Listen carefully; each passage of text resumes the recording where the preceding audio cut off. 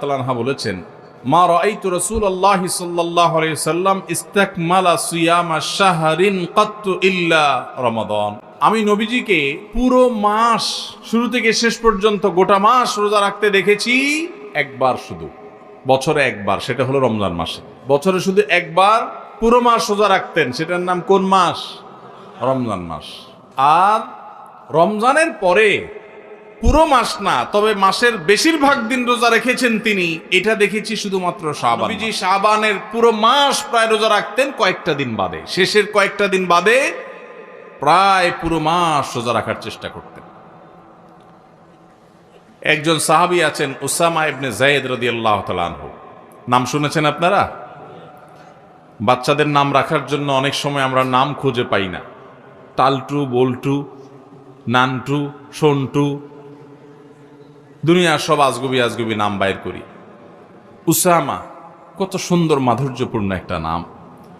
নবীজি সাল্লাল্লাহু আলাইহি সাল্লামের অত্যন্ত আদরের একজন সাহাবী যায়েদ রাদিয়াল্লাহু তাআলা আনহু, তার ছেলে উসামা ইবনে যায়েদ, নবীজি সাল্লাল্লাহু আলাইহি সাল্লাম নাতির মতো আদর করতেন, স্নেহ দিতেন, ছোট মানুষ ছিলেন। উসামা ইবনে যায়েদ রাদিয়াল্লাহু তাআলা আনহু, এই যে উসামার নামে নাম রাখতে পারেন ছেলেদের, উসামা সুন্দর। আমরা আজকাল শর্ট সংক্ষেপ নাম খুঁজি, নাম উসামা 3 অক্ষরের নাম রাখা যায়। তো যাই হোক, উসামা ইবনে যায়েদ রাদিয়াল্লাহু তাআলা আনহু তিনি বলেন, আমি নবীজি সাল্লাল্লাহু আলাইহি সাল্লামকে জিজ্ঞাসা করলেন, হে আল্লাহর রাসূল, তিনি বলেন যে আমি জিজ্ঞাসা করলাম, হে আল্লাহর রাসূল, মা লাম আরাকা তাসুমু ফি শাবান মা লা তাসুমু ফি গায়রি।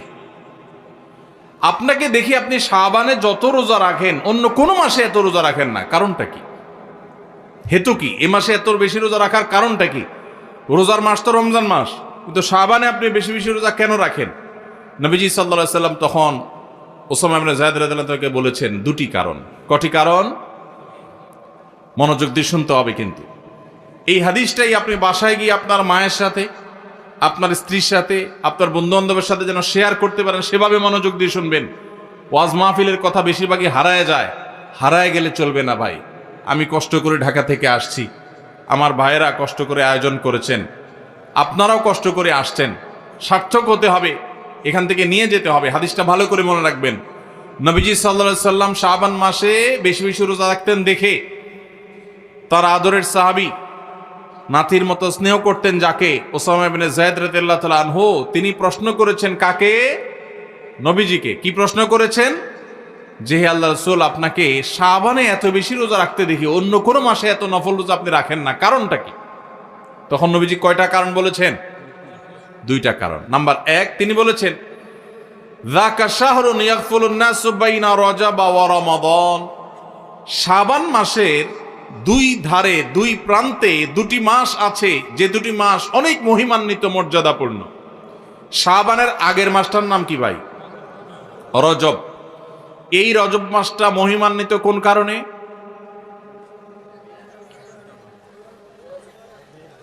মেরাজের কথা বলছেন। রজব মাসটা কেন মর্যাদাপূর্ণ, কেন এর মর্যাদা বেশি? দেখেন, এত বড় মাহফিলের 2-4 জন মানুষও জানেন না, 2-4 জন মানুষও জবাব দিতে পারেননি, একজন থেকেও আসে নাই অডিয়েন্স থেকে, স্টেজ থেকে এক ভাই বলেছেন। দেখুন, রজব মাসের মর্যাদার কারণ হলো সম্মানিত 4টি মাস আছে। কোরআনে আল্লাহ তাআলা সূরা তাওবায় একাধিকবার এ সম্পর্কে আলোকপাত করেছেন। আল্লাহ বলেছেন, ইন্না ইদ্দাতাশ শুহুরি ইনদাল্লাহি 12 শাহরান ফি কিতাবিল্লাহি ইয়াওমা খালাকাস সামাওয়াতি ওয়াল আরদ মিনহা আরবাআতুন হুরুম। বছরে 12টি মাসের মধ্যে 4টি মাস আছে সম্মানিত, মর্যাদাপূর্ণ। আল্লাহ এগুলোকে সম্মান দিয়েছেন, বিশেষ মর্যাদার মাস। রমজান তো সবচেয়ে শ্রেষ্ঠ মাস আছেই, রমজানের পরে মর্যাদার বিচারে সম্মানিত মাস কয়টা? এই 4টার মধ্যে নবীজি সাল্লাল্লাহু আলাইহি সাল্লাম সহিহ বুখারীতে এই 4 মাসের ব্যাখ্যা বর্ণনা করতে গিয়ে তিনি বলেছেন, ফালাসুন মুতাওয়ালিয়াত। এই 4টার মধ্যে 3টা হলো ধারাবাহিক, জিলকদ, জিলহজ, মুহররম, আর 4র্থ মাসটা হলো ওয়া রজব মুদর আল্লাযী বাইনা জুমাদা শাবান, এই যে রজব মাসটা। তাহলে রজব মাসটা সম্মানিত 4 মাসের একটা, সেজন্য এই মাসটা মূলত মহিমান্বিত। এই মাসে নবীজি সাল্লাল্লাহু আলাইহি ওয়াসাল্লাম মেরাজ হয়েছে বলে অনেক ইতিহাসবিদগণ বলেছেন, আবার অন্য মাসে হওয়ার কথাও আছে। কিন্তু আসল তাৎপর্যের কারণ হলো রজব মাসটি হলো সম্মানিত 4 মাসের একটা। এটাও আমরা অনেকেই প্রথম শুনলাম জীবনে। যাই হোক, সে বিষয়ে কথা বলা আমার উদ্দেশ্য নয়। তো উদ্দেশ্য হলো যে উসামা ইবনে যায়েদকে নবীজি বলেছেন যে শাবান মাসটার আগের মাসটা হলো রজব, যেটা সম্মানিত 4 মাসের একটা মর্যাদাপূর্ণ মাস। আবার শাবানের পরের মাসটা কোনটা? রমজান, সেটা হলো বছরের সবচাইতে সেরা মাস। তো নবীজি বলেছেন দুইটা মর্যাদাপূর্ণ মাসের মধ্যবর্তী শাবান মাসে মানুষ আমল ইবাদত না করে অবহেলায় বেশিরভাগ মানুষ কাটায়। বেশিরভাগ মানুষ অপেক্ষা থাকে রোজা কবে আসবে, তখন কোরআন তেলাওয়াত শুরু করব। রমজান কবে চাঁদ দেখা যাবে রমজানের, তখন নামাজ ধরবো। রমজান কবে শুরু হবে, তখন থেকে আমি তারাবি পড়া ধরবো, ভালো কাজ করা ধরবো। শাবান মাসে মানুষ রমজানের ক্ষণগণনা, দিন গণনা করতে থাকে, অবসর থাকে, অলসতা করে, অবহেলা করে। নবীজি বলেছেন মানুষ যেহেতু অবহেলা করে, এই জন্য এই সময়টাতে আমি বেশি বেশি নফল রোজা রাখি। কারণ যেই সময়টাতে মানুষ অবহেলা করে ওই সময় ইবাদতের আলাদা গুরুত্ব তৈরি হয়। ভোর রাতের সময় সবাই ঘুমায় থাকে, এই জন্য তখন তাহাজ্জুদ পড়লে সওয়াব বেশি। হুজুরে সবাই সালাম দেয়, রিকশাওয়ালা বেচারারা কেউ সালাম দেয় না। আপনি যা রিকশাওয়ালাদেরকে আসসালামু আলাইকুম বললেন কেন? কারণ তারা অবহেলিত, তাদেরকে মানুষ সালাম দেয় না। তাহলে তাদেরকে সালাম দিলে, হুজুরে সালাম দিলে যে সওয়াব হইতো তার চেয়ে সওয়াব বেশি হবে, কারণ অবহেলিত, এদেরকে কেউ সালাম দিচ্ছে না। একজন গরিব মানুষ, একজন অভাবী মানুষ, সিএনজি চালক, তার গাড়িতে উঠছেন। মুসলমান হলে তার আচরণ হবে উঠে বসেই আসসালামু আলাইকুম। চেষ্টা করা যাবে না ইনশাআল্লাহ? যাদের গাড়ি আছে, কয়জন মানুষ গাড়িতে উঠে বসে ড্রাইভার সাহেবকে সালাম দেন? সালাম দেয়া তো দূরের কথা, উল্টা বেশিরভাগ গাড়ি মালিকদের একটা বদ অভ্যাস আছে, একটা বাজে স্বভাব আছে। আমাদের দেশে একটা বাজে কালচার প্রচলিত আছে, সেটা হলো গাড়ি মালিকরা গাড়ির কাছে আসেন, এসে ভূতের মতো অনেকে দাঁড়ায় থাকেন। ভেতর থেকে ড্রাইভার সাহেব বের হয়ে আসবে, ওনার দরজাটা খুলে ধরে রাখবে, তারপর উনি ভিতরে বসবেন। এই কালচারটা দেখছেন না দেখেন নাই? এই কালচারটাকে কেন খারাপ কালচার বলেছি? কারণ এটা হলো গাড়ি মালিকের মধ্যে প্রভু প্রভু ভাব আর ওই চালক ভাইটার সাথে দাস দাস আচরণ করার কারণে হয়। যে কাজে আপনার সহযোগিতা লাগবে, আপনার গাড়ি চালক, আপনার ব্যক্তিগত সহকারী, অবশ্যই তিনি আপনার সহযোগিতা করবেন। যেখানে কোনো সহায়তা দরকার নাই, হুদাই শুধু ভাব জাহির করার জন্য যেটা করবেন, এটা কখনো কোনো মুসলমানের আচরণ হতে পারে না। নতুন নতুন আমি কোনো গাড়িতে উঠলে, কোনো নতুন ড্রাইভার সাহেবের সাথে দেখা হলে দেখি যে সিট থেকে নেমে আসা শুরু করে। গাড়ি থামছে, এখন গাড়ি খুলবে, তো উনি তাড়াতাড়ি করে হ্যান্ড ব্রেক দেন, বেল্ট খোলেন, কেন? উনি নেমে আসবেন। আমি অনেক সময় বলি, ভাই নামতেছেন কেন আপনি? বলে স্যার দরজা খোলার জন্য। তো একে তো স্যার শুনলে আমার খুব রাগ লাগে, আমি তো স্যার কেন, ভাই বলা যায় না? দ্বিতীয়ত কথা হলো, কেন ভাই, আমার হাত তো সুস্থ সবল আল্লাহর রহমতে, আমি তো ল্যাংড়া লুলার না। গাড়ির দরজা খোলার জন্য ছোট্ট একটা দরজার লক, এটা ধরে টান দিলে দরজাটা খুলে যাবে। তো আপনি ওখান থেকে নেমে পুরা গাড়িরে তওয়াফ করে, এক চক্কর তওয়াফ করে এসে তারপরে খোলা লাগবে? দরকার কি এত কাহিনী করা? এই কাহিনীটার কারণে ক্ষতি কি হয় দেখুন। প্রথমত, ওই গাড়ি মালিকের ভিতরে অহংকারের প্রকাশ হয়। দ্বিতীয়ত হলো, গাড়ি চালক গাড়িটাকে স্টার্টিংয়ে রেখে এসে এই যে দরজা খুলতে পুরো গাড়িটা তওয়াফ করে আসা লাগে, এখানে অতিরিক্ত সময় নষ্ট হয় কি হয় না? এখানে গাড়ি চালকের সাথে দাস সুলভ আচরণ করা হয়, এটা আরেকটা। পাশাপাশি একটা ভয়ঙ্কর ক্ষতি হয় পাবলিক প্লেসগুলোতে। আপনারা দেখবেন, সেদিন আমি যশোর থেকে ঢাকা আসছি, এয়ারপোর্টে নামার পর দেখি আমার গাড়ি অনেক দূরে সিরিয়ালে আছে। তো খেয়াল করি নাই, বের হয়ে গেছি, মনে করছি বাইরেই আছে। পরে দেখি যে অনেক সিরিয়ালে আছে।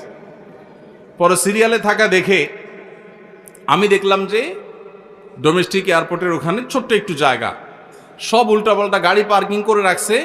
কারোর হয়তো বস আসবে, সাহেব আসবে, ড্রাইভার সাহেব ওটা দাঁড়ায়া সে তামু খাইতেছে। এই যে গাড়িটা দাঁড় করে রাখছে, পিছনে 1 কিলোমিটার সিরিয়াল পড়ে গেছে। এর ফলশ্রুতিতে বহু মানুষের ফ্লাইট মিস হবে। আমি তখন আমার সাথে যারা ছিল তাদেরকে সাথে নিয়ে বললাম চলো আজকে একটু ট্রাফিক গিরি করি। তখন চলে গেলাম, যে একটা একটা করে গায়ে দিলাম, ভাই কেন দাঁড়াইছেন এখানে, রং কেন পার্কিং করলেন।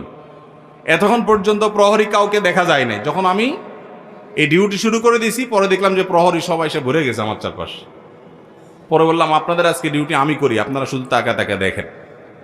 হঠাৎ একটা সরকারি গাড়ি আসলো, বিরাট বড় স্টিকার দেওয়া, একেবারে রং ভাবে দাঁড়াইছে, ছোট্ট জায়গা এরকম বাঁকা হয়ে এমন ভাবে দাঁড়াইছে, পিছনে আরেকটা গাড়ি চলে যাবে যে ওইটা যাওয়ার রাস্তাটা বন্ধ হয়ে গেছে, অথচ এই গাড়িটা একটু সোজা হয়ে দাঁড়ালে, সাইড করে দাঁড়ালে ওই গাড়িটা যেতে পারে।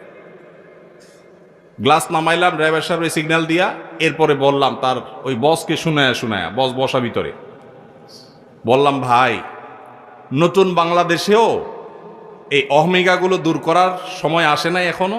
এটা দাঁড় করানোর কারণে পিছনে বহু গাড়ি সিরিয়ালে পড়ে গেছে।